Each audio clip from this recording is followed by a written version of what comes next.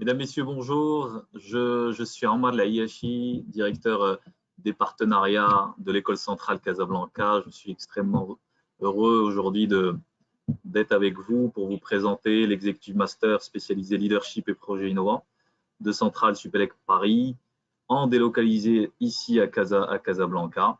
Encore une fois, heureux d'être avec vous et très heureux de vous accueillir. Aujourd'hui, on aura une petite heure ensemble. L'objectif étant dans un premier temps, de vous présenter Centrale Supélec Executive Education Campus Casablanca, nos programmes, en tout cas une partie des thématiques sur lesquelles on se positionne aujourd'hui au Maroc et en Afrique de manière plus large. Et puis vous présenter le sujet d'aujourd'hui, qui est l'Executive Master Leadership et Projets Innovants. On aura avec nous Nassef Mimda, qui est directeur de la formation continue, qui est entre Paris et Casablanca.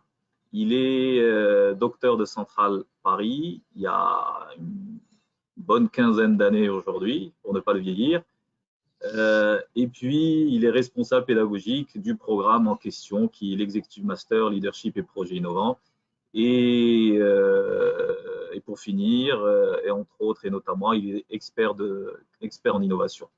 On a le grand plaisir aussi d'avoir l'un des participants aux précédentes promotions de l'Executive Master LPI. On va faire simple, au lieu de l'appeler Leadership et Projets Innovants, on va l'appeler LPI. Il s'agit de Amin Bouhassan, qui est directeur des ressources humaines d'une entreprise internationale basée, dont une filiale est à Casablanca, qui s'appelle Hemi. Voilà, donc bonjour encore une fois à tous, bonjour à Nassef et à Amin, et heureux de vous accueillir. Bonjour.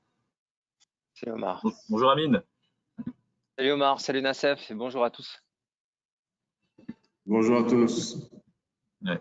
Donc sans plus tarder, peut-être vous parler à nos amis qui nous accompagnent aujourd'hui, qui nous font le plaisir d'être avec nous, de la relation entre Centrale Casablanca et Centrale Supélec Paris.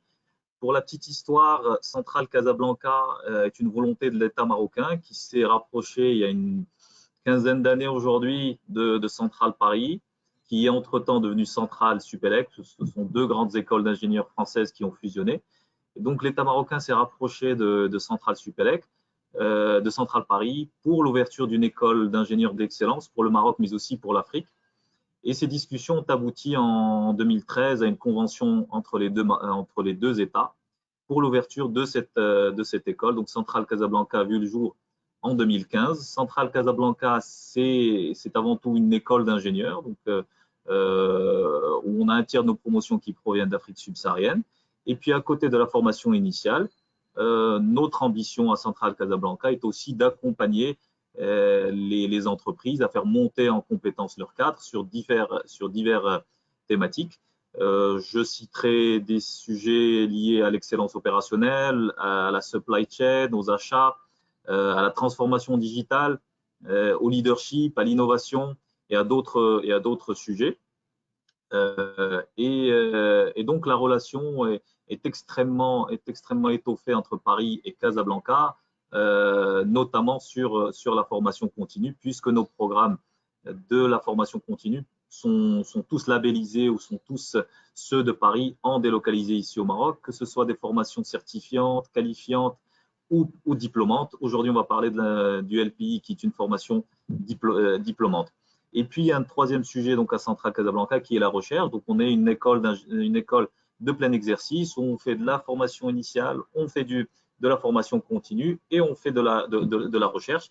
Et donc, l'entreprise est extrêmement présente dans les cursus et dans toutes les étapes que nos élèves, nos étudiants, nos apprenants vont suivre chez nous.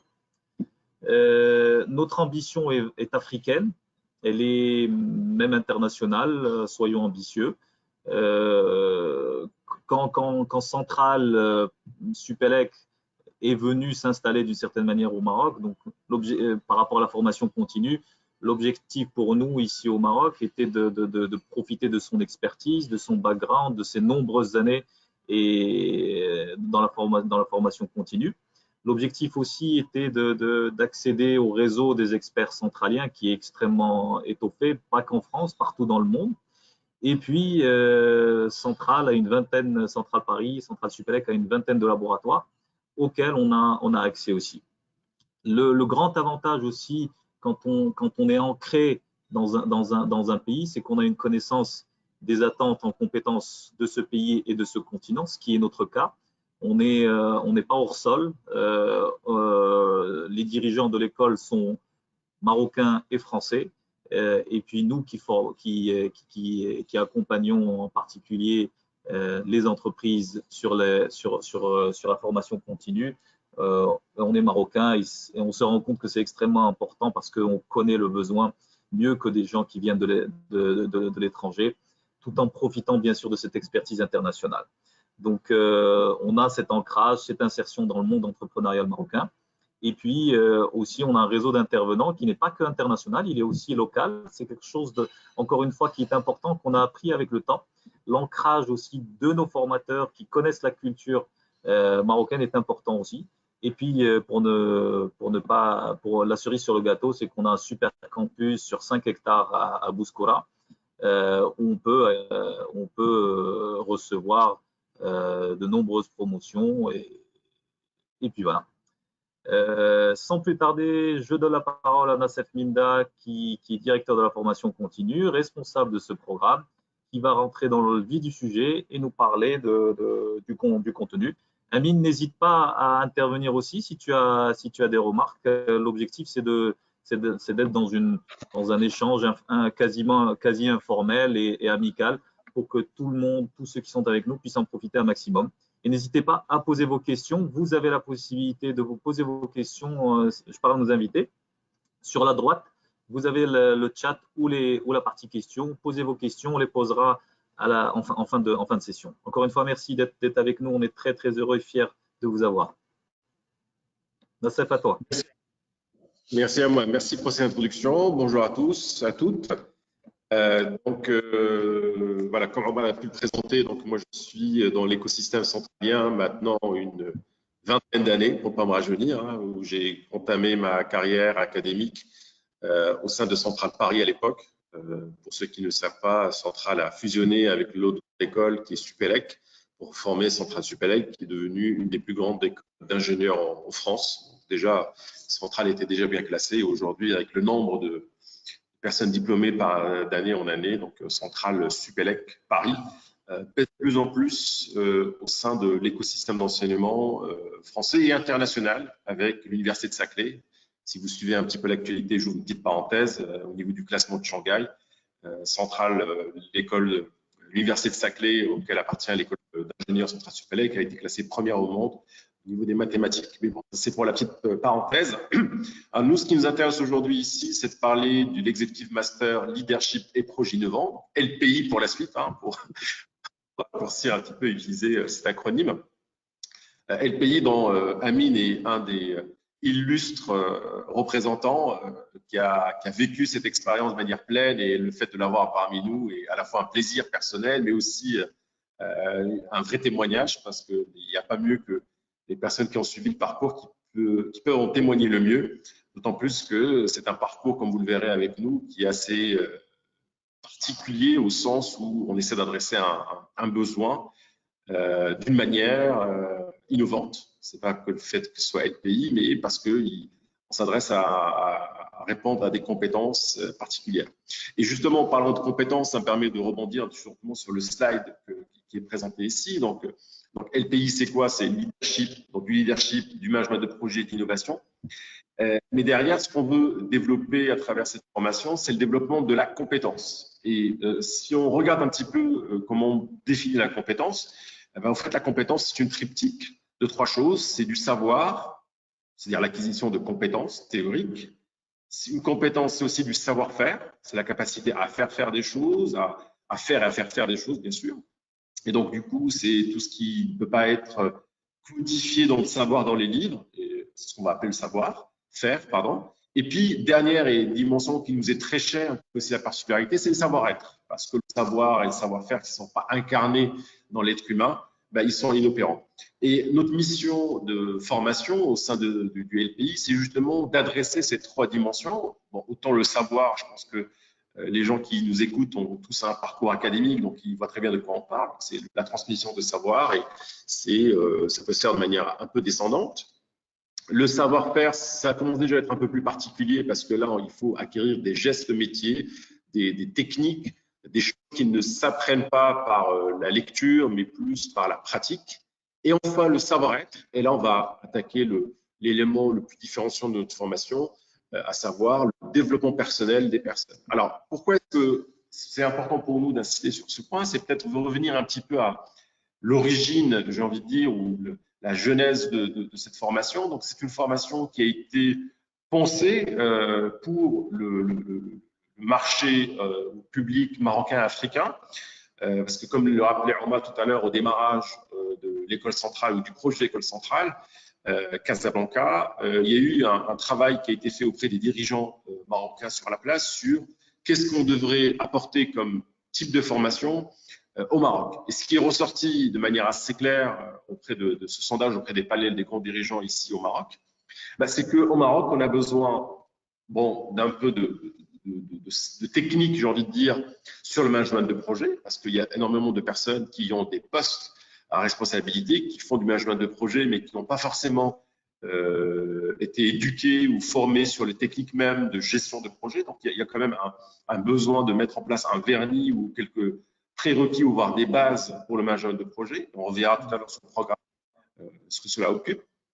Mais derrière, ce qui est ressorti, et ça c'est une lecture, je pense que c'est d'autant plus valable aujourd'hui dans le contexte qui est le nôtre, c'est que si on veut faire du développement qui est notre ambition locale et continentale, on doit aller sur non pas des produits, j'ai envie de dire, low cost, particulièrement au Maroc, c'est-à-dire que l'idée c'est se battre sur les coûts.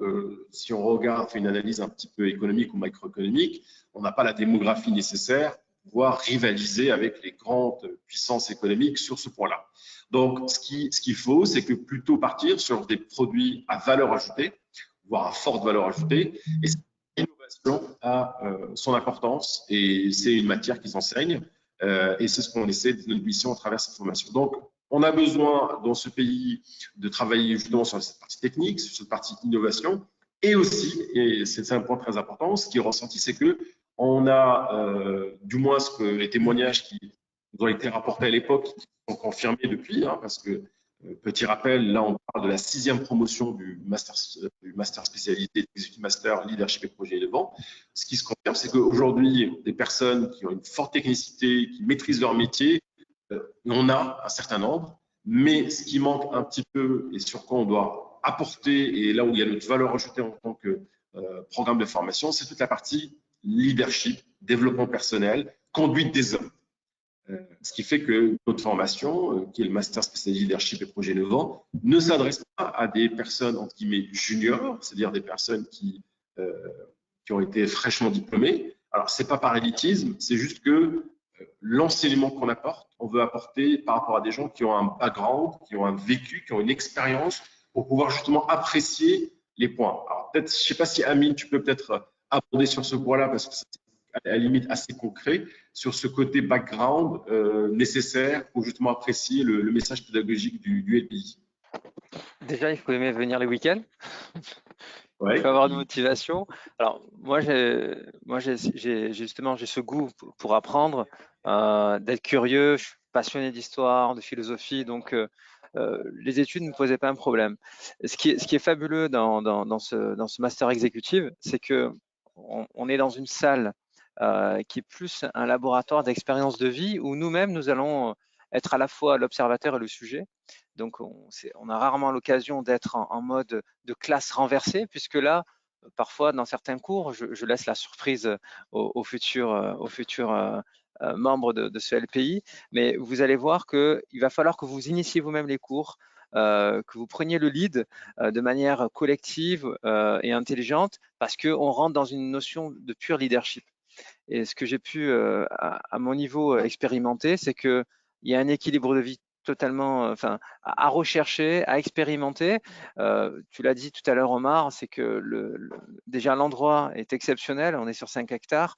Nous avons initié aussi des séances de sport collectif le matin, suivi parfois de pratiques de méditation avec certains enseignants, ou lorsque c'était le cas pour nous, nous avions la chance d'avoir un expert du tai chi. Donc ce sont des choses nouvelles qu'on expérimente. C'est pas dire qu'on sera ceinture noire en tai chi ou en judo ou en notre pratique, mais on va goûter, on va découvrir, on va allumer quelques petites lumières, et charge à nous ensuite d'aller vers un chemin et de tester ce que ça donne. Et à Centrale, ce que je retiens, c'est que nous allons chercher à chaque fois, découvrir, tester, et tester en entreprise. Moi, c'est ce que je faisais. Honnêtement, je me suis éclaté parce que le sujet s'inscrivait complètement dans ma démarche. Il faut savoir que Amy, nous sommes une assurance en pleine transformation. Et justement, ce LPI, lorsque j'avais demandé à intégrer, et j'avais passé les entretiens pour être recruté, parce qu'il y a aussi une sélection qui est faite, on se retrouve avec des camarades, des collègues et qui sont aujourd'hui des amis. On se retrouve avec des amis qui sont également une forte valeur ajoutée pour le groupe. Ça crée une très forte énergie. Et ensemble, on arrive à se nourrir, à partager de bonnes pratiques pour pouvoir ensuite avoir des solutions qui fonctionnent. Nous ne sommes pas dans la théorie. Moi, ce que j'ai aimé, parce que j'ai fait une école de commerce un peu avant, qui était aussi très bien, mais nous n'avons pas la même maturité. Moi, si j'avais fait le LPI à 5-6 ans, peut-être que j'aurais pas été bon. Il faut aussi avoir un contexte. Si on vient au LPI en sortant d'école, ingénieur au commerce ou autre, je ne pense pas que ce soit très utile. Il faut avoir une problématique ou en trouver une, en inventer une au sein de son entreprise pour pouvoir bénéficier pleinement de tous les cours que vous allez avoir. Donc, des cours sur l'innovation, des cours sur le management de projet, des cours sur le leadership. Je retiens ça parce que c'est comment regarder la réalité en face. Souvent, dans les Kotler ou autres bouquins, vous allez voir le management, c'est ci, le leadership, c'est ça. Mais là, non, là, on va se prendre des baffes et on va en donner aussi, quelque part, on va s'en donner nous-mêmes des baffes pour pouvoir nous réveiller, regarder la réalité en face et agir ensemble ou de manière collective, mais agir in fine de manière collective. Moi, c'est ce que je soutiens, et changer complètement, prendre de la hauteur sur ce qu'on fait. Moi, entre le Amine qui avait démarré le LPI et le Amine qui en est sorti, je peux vous dire que je suis très fier de ce que nous avons accompli au sein du master, tous ensemble, de mon parcours aussi. Et ce n'est pas un parcours ce n'est pas un segment, c'est une droite en fait. C'est une droite, mais le LPI permet de prendre un raccourci à un moment donné. Parce que c'est une droite, parce que ce n'est pas fini. Moi, si vous voulez, j'étais sur des voies parallèles où je me disais, ça y est, on profite de la vie, on travaille, on remplit son frigo. Et en passant par le LPI, si vous voulez, tout de suite, vous avez, ça y est, un autre mindset. Vous dites, mais mince, il va falloir que je réagisse, il va falloir que je sois utile dans la collectivité, autour de moi et pour moi. Donc, je vais relever plein de défis, je vais m'en trouver. Et c'est ce que j'ai fait. Donc, soit des défis sportifs, on a eu l'occasion de le vivre à travers les différentes ascensions que j'ai pu faire, ou les marathons, enfin des choses que je n'avais jamais fait de ma vie, soit le lancement de think tank. On a lancé des associations utiles, encore une fois. Bon, pour mon cas, c'est le Maghreb, et pour d'autres, ce sont des ONG très brillantes. Et aussi, accélérer la transformation de manière très intelligente, avec une intelligence aussi émotionnelle qu'on va découvrir et expérimenter au sein de son entreprise. Donc moi, en un mot, hein, le Master Exécutif LPI, c'est comment, et c'est ce que j'avais déjà témoigné, c'est comment vivre cette expérience, comment reprendre un peu le récit de sa vie qu'on avait peut-être à un moment donné suspendu, et le mettre en pratique, goûter un peu aux choses qui font du bien et peut-être aux choses amères, et le recorriger en salle ou même en expérience à l'extérieur. Je me rappelle de nos sorties où on allait méditer tous ensemble, et ça s'inscrivait dans un cours. Nous ne sommes pas dans de la folie, dans du yoga ou dans de la magie. Non, non, nous sommes dans du vrai, avec plein de petites lumières, encore une fois. Et moi, voilà, j'étais un peu comme, j'étais là, je découvrais, je me suis régalé. Amine, Et Amine, oui. si tu me permets, moi, je bois tes paroles, tu le sais. Je serais prêt à t'écouter in fine, parce que on sent la passion, on sent ce que ça a pu t'apporter, ce programme, et on sent aussi le sens que tu y as mis. Il y a une slide juste derrière que Nassef peut nous présenter, qui va justement aller dans ton sens. Oui. Et puis, on te reviendra avec, pour que tu puisses encore nous donner un peu plus de détails. Voilà, merci encore. Excuse-moi de t'avoir interrompu, Amine. Non, mais merci Omar. Oui, effectivement, donc le témoignage d'Amine, et c'est intéressant d'entendre le vécu, hein, parce que nous, on est dans une position, je vais dire, on propose une offre de formation. Je sais citer des termes un peu génériques, mais effectivement, Amine l'ayant vécu, donc il y a quand même un lien intime particulier. Et cette intimité, j'ai envie de dire, elle n'est pas feinte, elle n'est pas, c'est pas un hasard, elle est réelle parce que justement, l'ambition du LPI, c'est d'aller toucher des choses qui sont de l'ordre du personnel. Je ne vais pas dire l'intime, mais du personnel, parce qu'on parle de développement de leadership. Je pense que former des gens sur des techniques, des savoirs, il y a différentes façons de le faire. Ça peut être dans des cours classiques. Aujourd'hui, vous avez des tutoriels qui existent, etc. Mais quand on dit qu'aujourd'hui, il y a un besoin, et les gens le ressentent, besoin de se transformer personnellement. J'aime bien l'expression, par exemple, de dire on veut tel un albatros. Je pense que Amine, tu vois un peu l'allusion à Luc Roulet, qui est un des intervenants. On a besoin d'étendre un petit peu son envergure et ses ailes parce qu'on veut prendre un envol. Et ça, on le ressent quand on arrive un peu. Parce qu'au début, quand on sort d'une formation, j'ai envie de dire, initiale, classique, on va être très porté sur le technique. Et on pense qu'on peut résoudre tous les problèmes par le technique. Et puis très rapidement, on se rend compte que le technique, c'est important, mais ça ne fait pas tout. J'ai envie de dire, pas le et loin de là que ce soit la totalité. Donc, il y a un besoin finalement de mettre des capacités, des compétences de soft skills, hein, c'est le terme qui revient souvent, pour pouvoir le faire. Donc, pour justement faire en sorte que nos collaborateurs, nos supérieurs, nos collègues dans des départements horizontaux sur lesquels on n'a pas de lien ou d'emprise hiérarchique, mais qu'il faut faire adhérer à des projets, à des missions, ça commence à être, c'est des choses qui sont difficiles, qui ne se décrètent pas. Et donc, pour y arriver, c'est le rappel de Romain par rapport au slide, c'est il faut une méthode, il faut une pédagogie qui soit adaptée. Et cette pédagogie ne peut pas être du slide. Je le dis, si vous regardez un petit peu tous les différentes interventions que j'ai faites qui sont aujourd'hui disponibles même sur YouTube, etc. On n'est pas dans une formation où on diffuse du slide.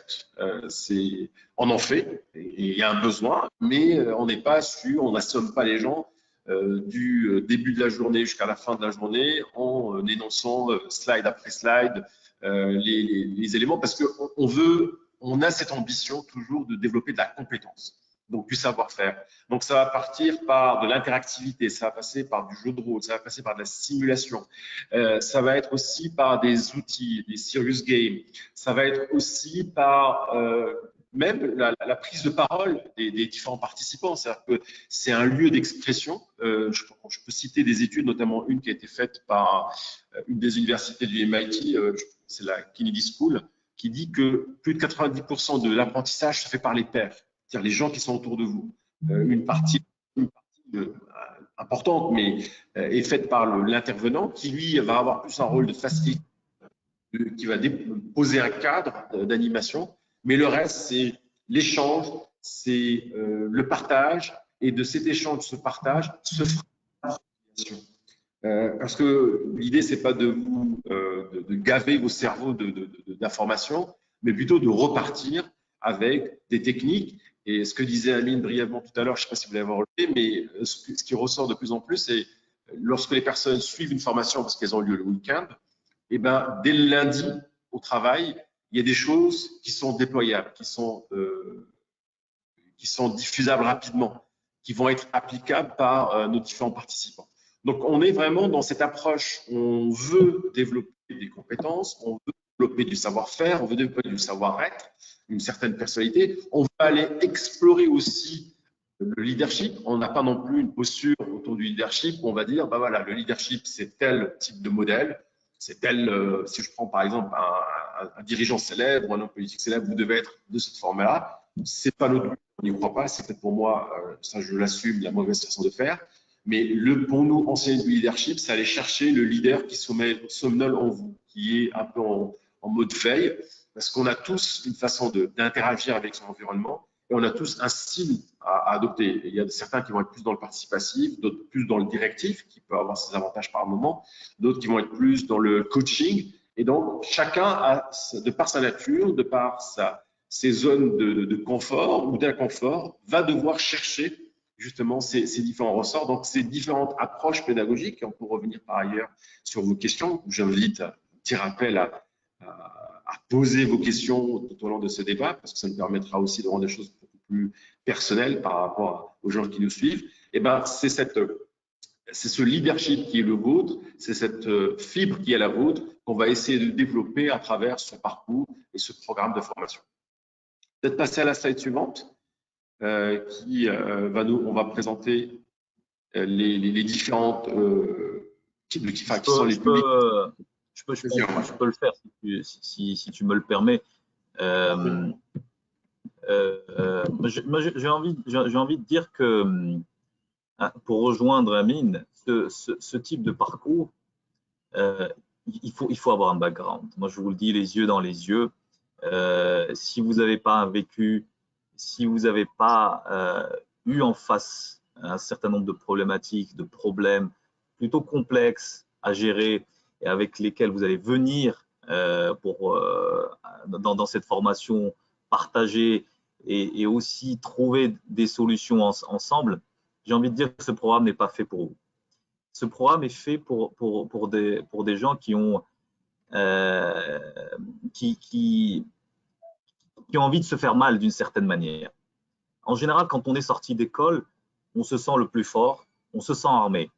Et puis, petit à petit, qu'on avance dans l'expérience, on commence à voir nos failles. On commence à se regarder dans un miroir et à se dire, écoute, je sais faire ci, je sais faire moins bien cela, et ça, je ne sais pas faire.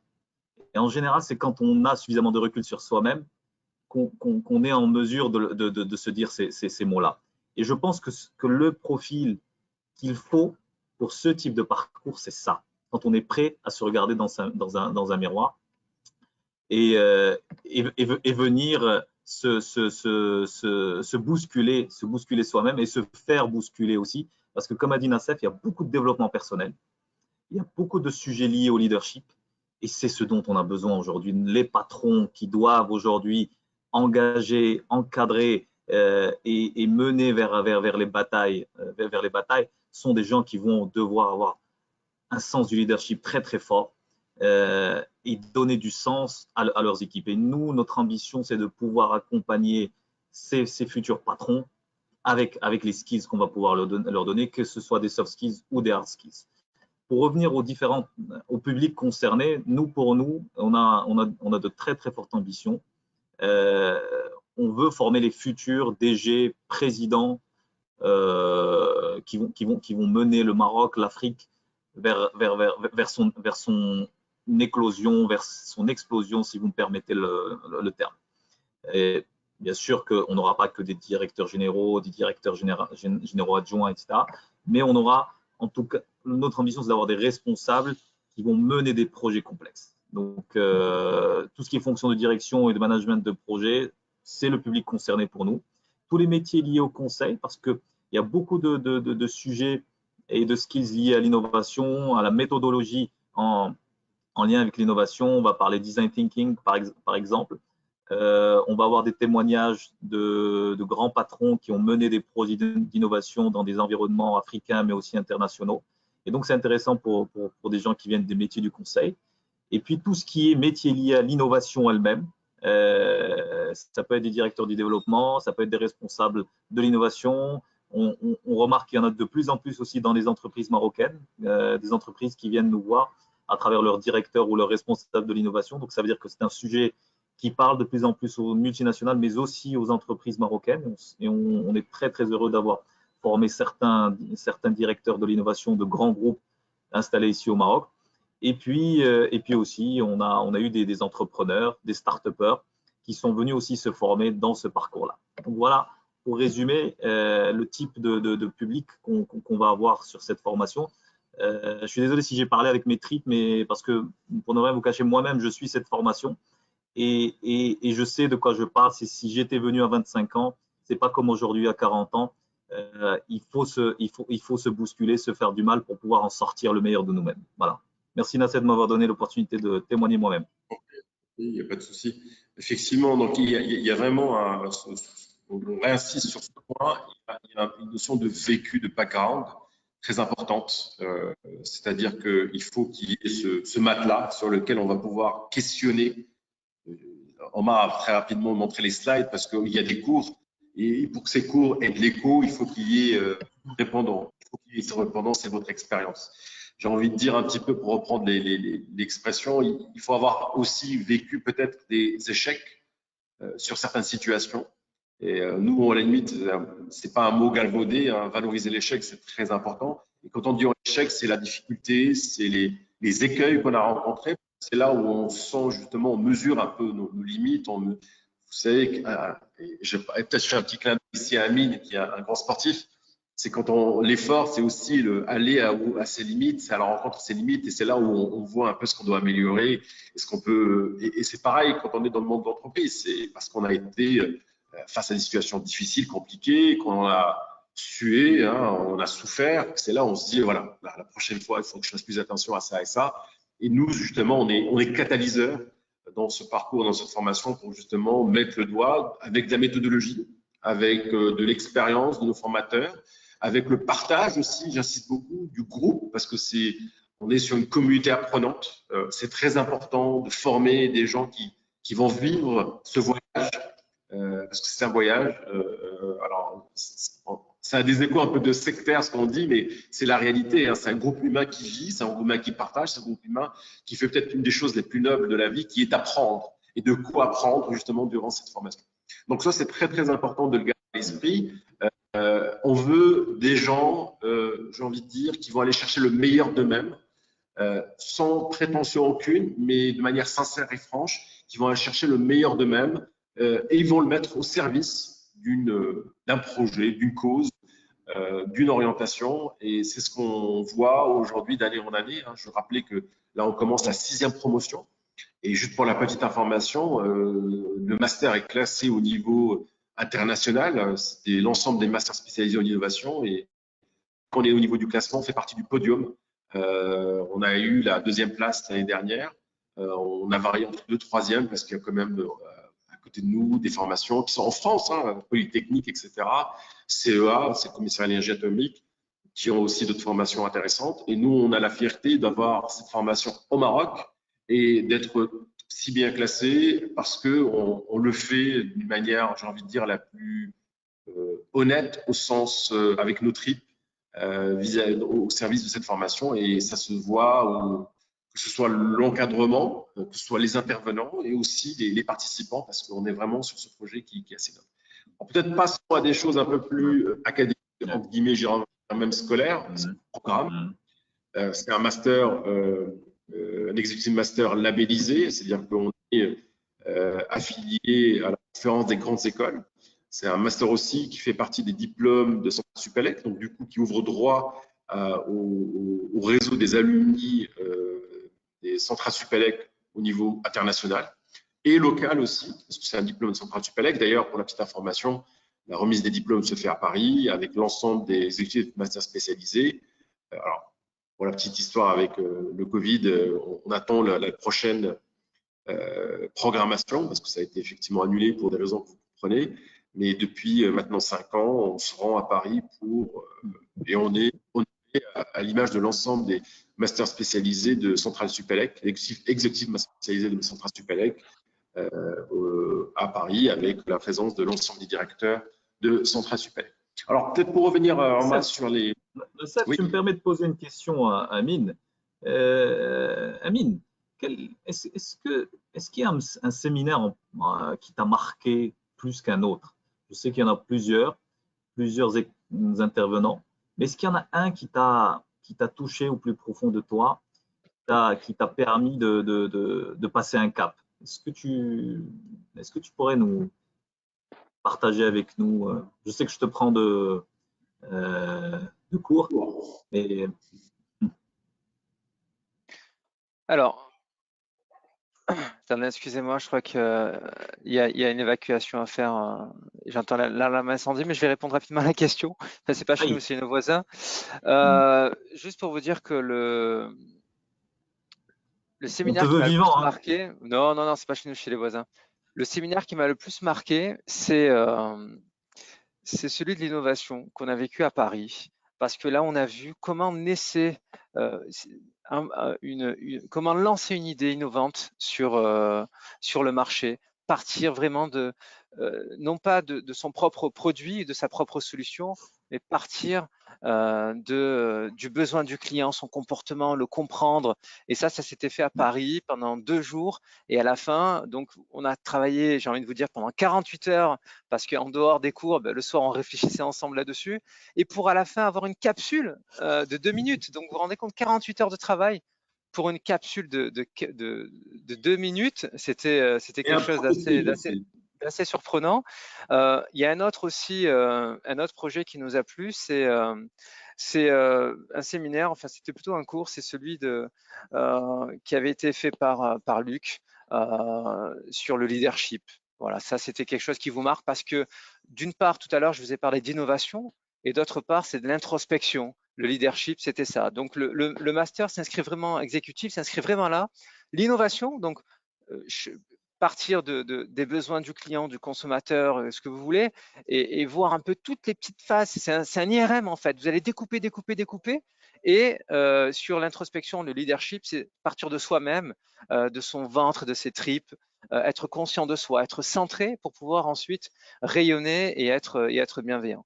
Voilà un peu ce que j'avais à vous dire sur ces modules-là. Vous m'excusez Merci 5 Amine. minutes, je suis à vous. À tout de suite. Merci Amine. Merci Amine. On va À tout de suite. continuer avec Nassef.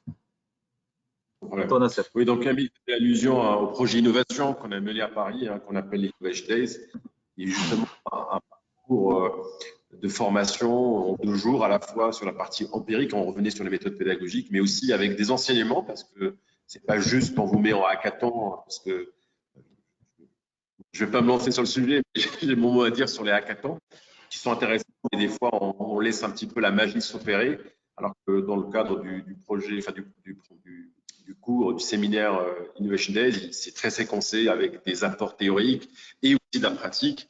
Comme dit Amine, c'est-à-dire 2 jours, on part de rien et on sort d'autres 2 jours quand même, alors même si c'est 2 minutes, c'est 2 minutes de condensé. Il y a une vidéo qui présente l'idée ou le concept auquel est arrivé. Aussi un prototype, ce que n'a pas signalé Amine, c'est qu'il y a quand même un prototype qui est fait sur place parce qu'on est aussi sur des techniques de prototypage. Alors justement, ça me permet de faire la bascule sur le programme. On va peut-être pas le décliner de manière linéaire, mais c'est juste dire que ce master a plus de 500 heures de formation si on inclut aussi tout ce qui est tutorat et accompagnement. On a une triptyque que j'ai rappelé tout à l'heure, qui est la triptyque management de projet, management d'innovation et leadership de l'innovation, ou leadership au service de l'innovation. Donc là, on est sur les 3 bases du programme. C'est d'abord des bases techniques sur le management de projet, qui est un point intéressant. Alors, effectivement, ça c'est peut-être le point, j'ai envie de dire, où il y a certaines personnes qui ont il y a une mise à niveau à faire. Il y a peut-être des personnes qui sont beaucoup plus à l'aise dans la technique de management de projet, d'autres beaucoup moins. Donc là, il y a aussi un point sur lequel on apporte, notamment dans les entretiens de recrutement, pour ceux qui, par exemple, il y en a certains qui sont PEP et qui suivent la formation, PEP étant la certification internationale pour le management de projet. C'est aussi peut-être la manière de revisiter les choses, mais on assume ce point-là et de toute façon, on est sur un programme, donc il y a peut-être des redites pour certains. Mais par contre, sur les 2 derniers qui sont quand même particulièrement novateurs, qui font la couleur et le sel, c'est le management de l'innovation. Et là, on en parle, et on en parle de la manière la plus, j'ai envie de dire, la plus large possible, à la fois en ayant un recul un peu académique des choses. Vraiment le rappeler, moi-même, je suis docteur en innovation de Centrale Paris. Alors, je donne la date, j'étais diplômé en 2006. J'ai soutenu ma thèse en 2006, ça veut dire que j'ai commencé bien avant. Je suis aussi praticien d'innovation auprès de grandes multinationales, principalement à l'étranger.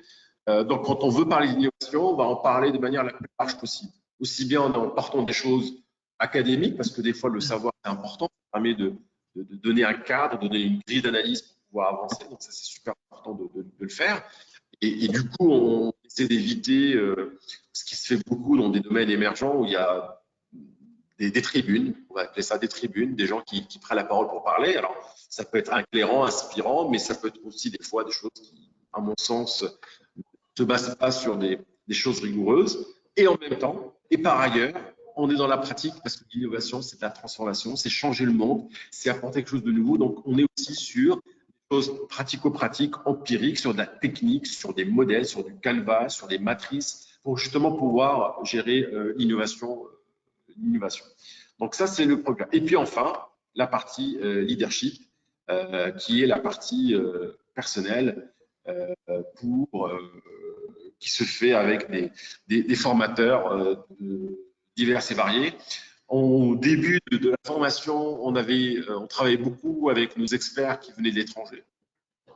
Ils sont toujours là. Et comme le dit Omar, de plus en plus, la dimension culturelle marocaine, voire africaine, est importante. Donc, on a aussi intégré des acteurs locaux qui viennent témoigner, parler, colorer justement les enseignements qui peuvent être effectivement générales, mais qui doivent aussi avoir une clé ou une grille d'adaptation par rapport au contexte local, parce que gérer un univers marocain ou africain n'est pas la même chose que gérer un univers ou un collectif plutôt occidental, voire français. Donc ça, c'est un point justement qui est très important, sur lequel on est important. Je ne sais pas si on peut dérouler pour la prochaine. On a aussi d'autres sujets annexes qui viennent aussi compléter donc ce qu'on appelle le management d'univers complexe, c'est tout ce qu'on va retrouver autour d'interculturel. L'anthropologie des organisations, ça c'est très important parce que on a beaucoup c'est peut-être une background académique, hein, il faut être pratique, il faut être terrain, mais il faut aussi des fois voir des choses qui ont été faites, notamment qui viennent de la recherche, et qui nous expliquent, qui nous donnent des modèles pour comprendre des choses. Et si on veut exercer un leadership au sein d'une entreprise, une entreprise marocaine, il serait intéressant de regarder de près ce que dit l'anthropologie, c'est-à-dire la science qui étudie l'homme dans son environnement, en particulier dans une organisation marocaine. Il y a des choses intéressantes à avoir à l'esprit qu'on connaît de manière peut-être intuitive ou de manière familière, mais ce serait très bien de le revoir. Et on a la chance de travailler avec un économiste anthropologue marocain qui vient éclairer justement le mode de fonctionnement d'une entreprise, d'une organisation marocaine. Donc ça, c'est très intéressant. Et puis, vous avez tous les workshops d'innovation, les problèmes d'innovation, les projets d'innovation, les notions de créativité, parce que la créativité, vous savez qu'il y a des techniques, il y a des mindsets, c'est ce qu'on essaie d'apporter. Travailler aussi sur les business models, notamment la génération de business models innovants, sur comment on pitch de l'innovation, etc. Donc, ça, c'est des points importants. Et enfin, et ça, je veux quand même finir là-dessus, il y a quand même un point remarquable dans cette formation, particulier et dont on est fier, c'est qu'on veut aussi et on fait en sorte qu'il y ait un projet ou plutôt un exercice de thèse professionnelle qui va sanctionner la fin de ce parcours. On est dans toutes les formations, vous avez un projet de fin d'études ou un rapport de fin d'études, un document. Nous, on a pris le parti et on est de plus en plus convaincus chaque année, même si l'exercice représente quelques difficultés qu'il faut reconnaître, de dire on va faire un travail en utilisant des techniques de recherche. Pourquoi? Parce qu'aujourd'hui, si vous voyez un petit peu, et ça rejoint un petit peu notre mission au sein de cette formation, vous remarquerez que le plus dur, c'est de poser le problème plutôt que de le résoudre.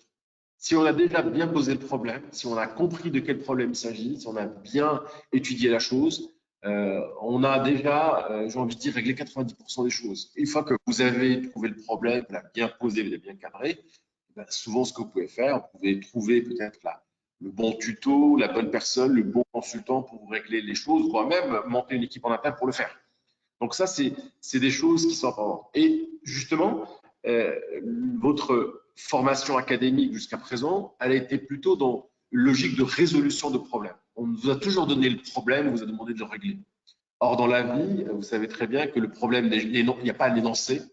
Quand vous venez le matin au bureau, vous n'avez pas sur la table un énoncé, on vous donne 4 heures, 5 heures, 6 heures pour le résoudre. Le problème est à explorer, le problème est à définir, le problème est à poser, à cadrer, à comprendre de quoi il s'agit avant de les résoudre. J'ai envie de dire, c'est là où il y a aujourd'hui peut-être la plus grande compétence à avoir plutôt que celle de la résolution de la technicité. Et justement, l'enseignement qui permet de le faire, c'est la recherche. Parce que beaucoup de gens pensent que la recherche est là pour trouver des choses. Je reprends l'adage, je pense que c'était De Gaulle qui disait on a trouvé des chercheurs qui cherchent, mais on n'a pas encore trouvé des chercheurs qui trouvent. Enfin, je pense que c'est un faux adage parce que l'objectif même de la recherche n'est pas forcément de trouver, mais d'abord de se poser des questions, de questionner son monde et son univers. Donc, on prend le pari et ça a été mis en place dans certains masters executive master à Paris depuis les années 2010 et on l'a continué justement, on a bénéficié de cette expérience-là en déployant le LPI au Maroc, de dire on va aller sur de la recherche.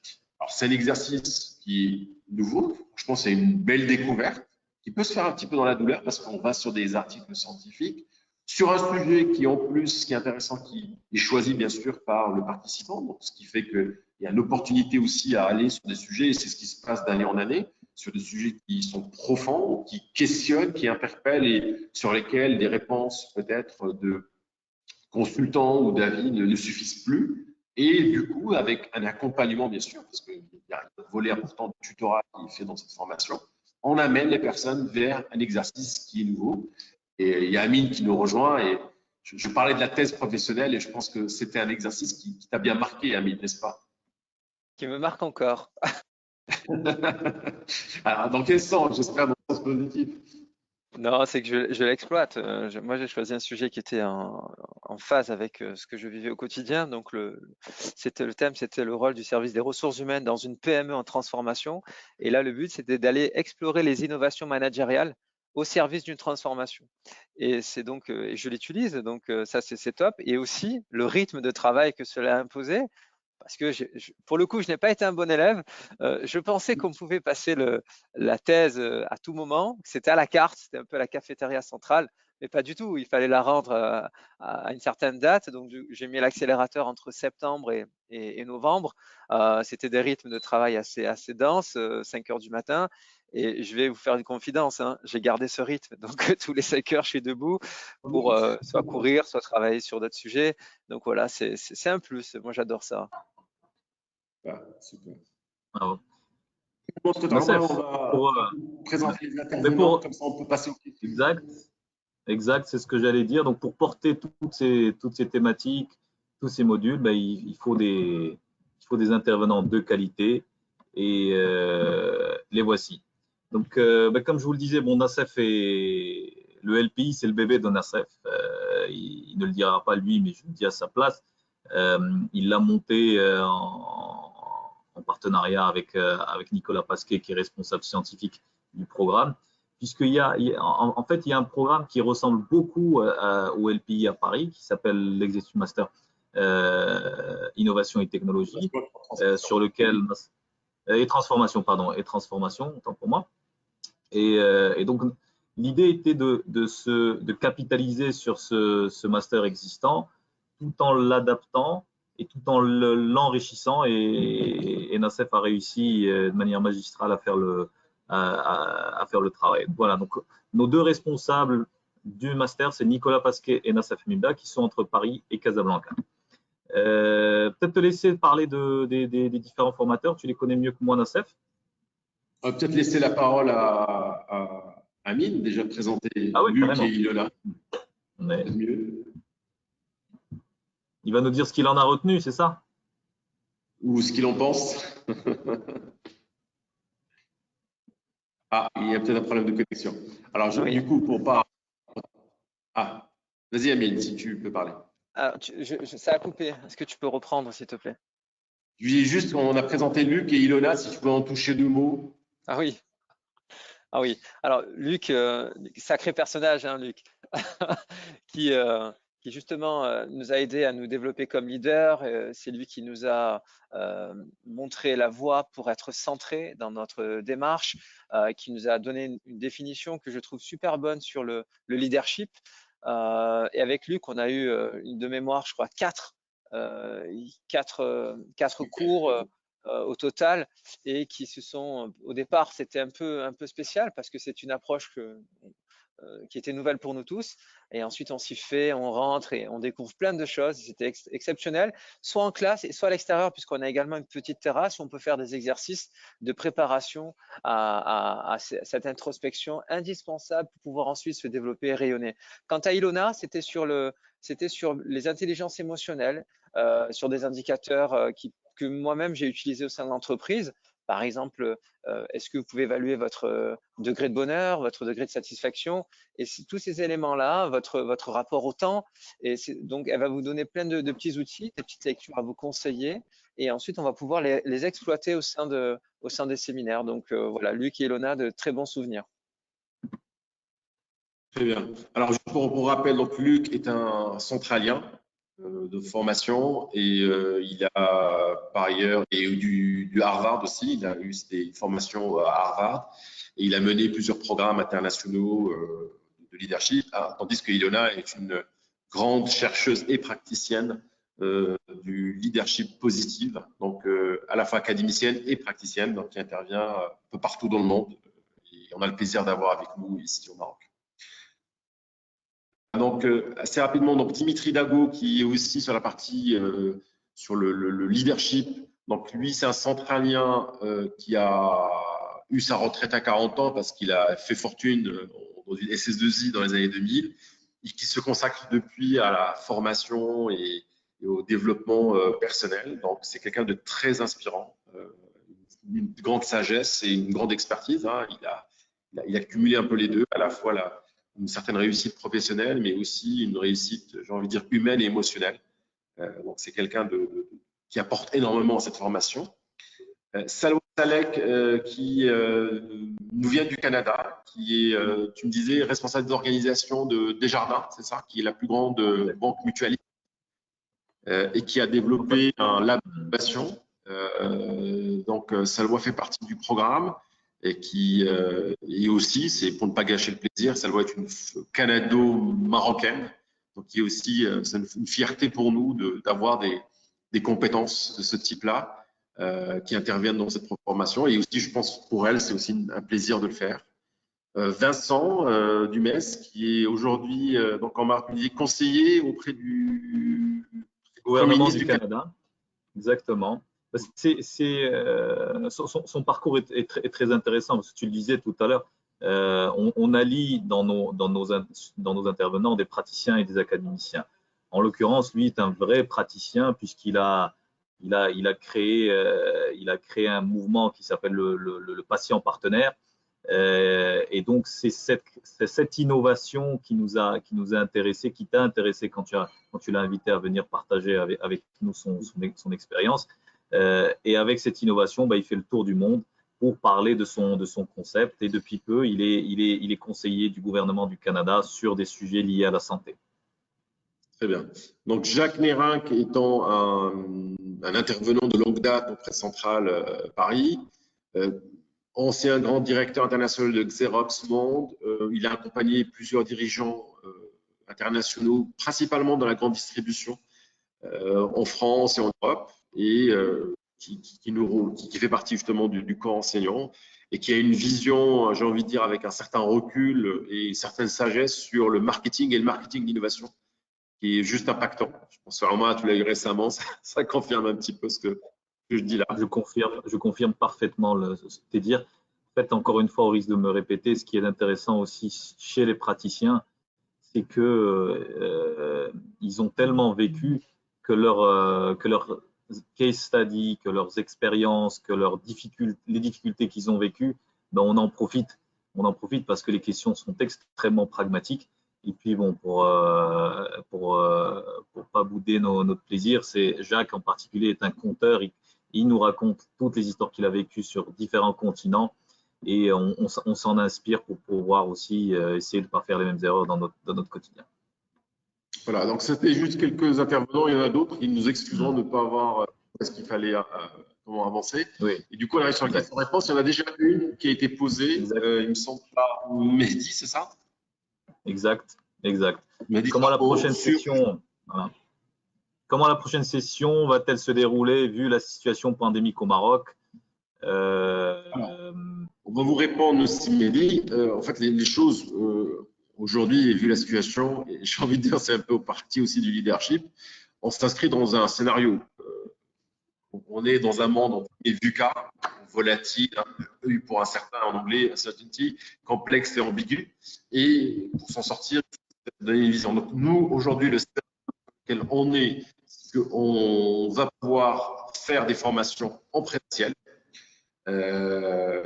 Pour rien vous cacher, on fait d'ailleurs ce samedi, on va en faire une avec les mesures de distanciation qu'il faut. On a la chance d'être dans des petits groupes, donc on n'est pas sur des grands amphis, donc là-dessus, il n'y a pas de…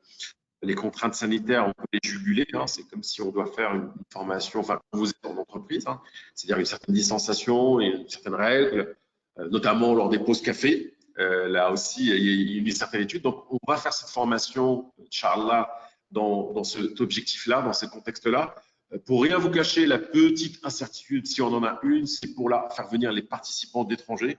Mais on se projette dans un contexte, dans un scénario où il y aura une circulation qui va être opérée, moyennant des contraintes, j'imagine des tests à faire, etc. Mais dès octobre, alors cette année, on commence le 3 octobre de mémoire. Je vais vérifier ça tout de suite. C'est le premier samedi d'octobre. Hein. On commencera notre premier séminaire le 3 octobre, c'est bien ça. On commencera notre séminaire sur cette 6e promotion du leadership projet. Voilà, il faut bien vivre avec cette pandémie. Le monde ne s'arrête pas là et il faut le faire avec toutes les précautions, bien sûr, qu'on est déjà en train de mettre en place dès maintenant par ailleurs. Ceci étant dit, au milieu du confinement, ben, la 5e promotion, ben, on a fait du distanciel. Donc, on a su s'adapter, on a été agile. Donc, si on démarre en octobre et si là, il y a quelque chose qui arrive, ben, on a la possibilité, on a tous les équipements nécessaires pour pouvoir travailler en distanciel, ce qui serait dommage. Mais a priori, on part sur un scénario positif où tout irait correctement. J'ai une question, Nassef, par rapport à l'organisation. Je vais y répondre si tu me le permets. En moyenne, on a un week-end sur 2 des cours pendant 14 mois. Donc, c'est 450 heures à peu près de cours, hors le travail qu'on va faire sur la thèse professionnelle. Donc, il y a un engagement quand même personnel à avoir parce que les cours démarrent à 9 h le samedi et finissent dimanche à 14 h, à peu 13 h, 14 h. On vous laisse rentrer chez vous pour dormir, donc c'est déjà pas mal. Donc voilà. Je pense avoir répondu à la question. Est-ce que j'ai oublié quelque chose par rapport à la question ? Question, c'est de Amine Bedouini, je prononce, excusez, j'ai écorché votre nom, sur les coûts de la formation. Oui. Je peux en parler aussi. Vas-y, je t'en prie, vas-y. Okay. Donc, la formation, on est sur un coût tout dépend de qui finance cette formation. Donc, lorsque c'est financé par votre entreprise, on est sur un coût de 120 000 dirhams hors taxe. Plus, il y a un coût aussi, il faut le rappeler, pour être complet, de 1300 dirhams, qui est le coût de dépôt de dossier. Et la formation elle-même, 120 000 dirhams hors taxe. Si vous financez par vos propres argent personnel, il est de 120 000 dirhams TTC. Donc, il y a une remise quelque part de 20% lorsque cela est pris en charge par une complément de question qui est pris en charge par la personne. Non, coût perso, je n'ai pas compris peut-être le complément de CMI. Bref, en tout cas, donc c'est le prix, enfin si la question porte sur les coûts, c'est 120 000 dirhams TTC quand c'est pris en charge directement par à titre personnel. Quand c'est pris en charge par l'entreprise, c'est 120 000 dirhams hors taxe. Pour information, les mêmes masters, parce que c'est le même master de Centrale Supélec, les mêmes masters qui sont dispensés à Paris sont de l'ordre de 17 500 € annuels, sachant qu'on a le même corps professoral avec des coûts supplémentaires parce qu'on les fait venir, on paye les billets d'avion, l'hébergement, etc. Donc, c'est un coût, c'est une somme, mais on est vraiment dans un projet de formation, dans une mission à travers ce programme-là. une petite information par rapport au profil des personnes qui viennent chez nous, ou par rapport à l'âge. L'âge moyen aujourd'hui, il est de 39 ans. Et sur les 5 premières promotions qu'on a eues, il est de 39 ans.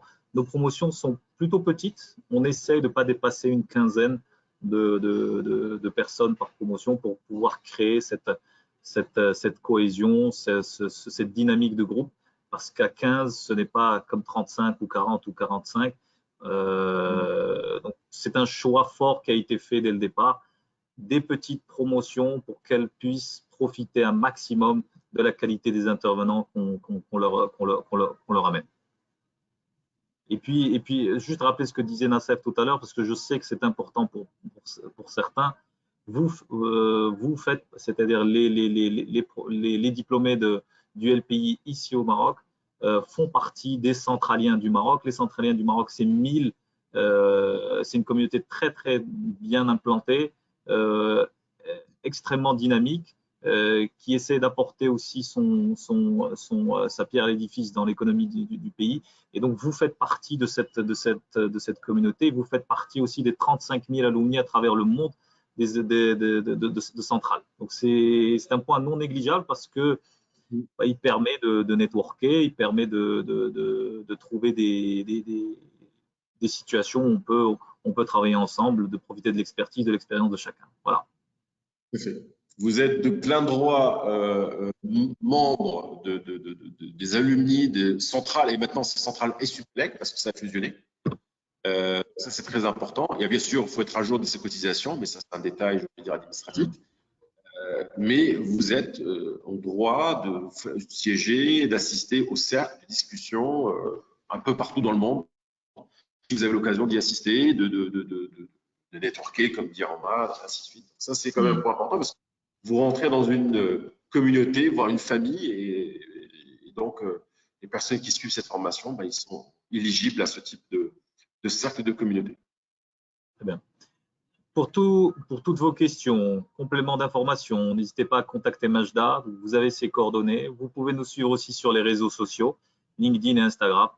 Et on est à votre entière disposition. J'ai bien envie de laisser le mot de la fin à Amine, qui nous a fait l'immense plaisir d'être avec nous. Merci beaucoup, Amine, de l'amitié que tu nous fais.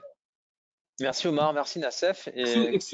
Excuse-moi, j'ai une question, peut-être si tu me le permets. Donc, je suis diplômé de l'HTP en génie civil et j'ai 2 ans d'expérience en PME. Pensez-vous que ce master serait une bonne étape en termes de ma carrière professionnelle ou dois-je acquérir plus d'expérience dans le terrain?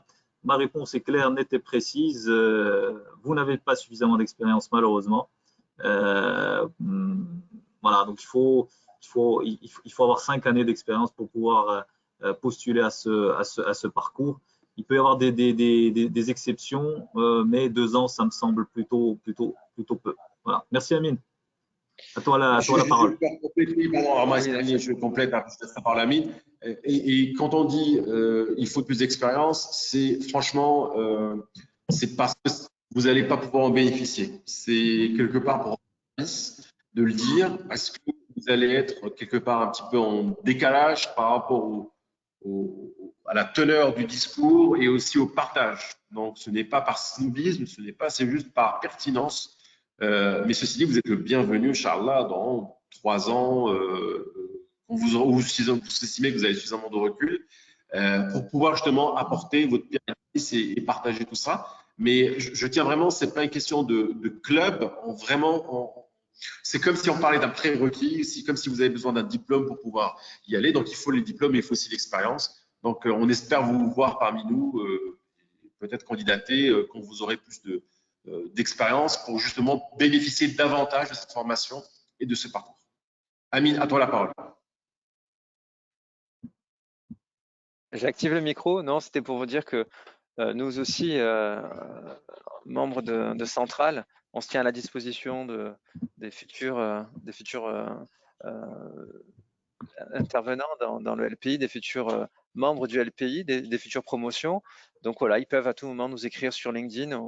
Nous aurons l'immense plaisir de jouer ce rôle d'ambassadeur. Merci Amine. Sur ce, merci à tous les participants. Merci de nous avoir fait le plaisir d'être avec nous. On est à votre entière disposition et serons très, très heureux de répondre à toutes vos questions à travers les différents contacts que je vous ai précédemment donnés. Merci à Nassef, merci à Amine, merci à l'équipe technique et à Ciao, très, très merci. vite. Bye. Au revoir. Merci encore. Au revoir. Merci de votre fidélité. Au revoir.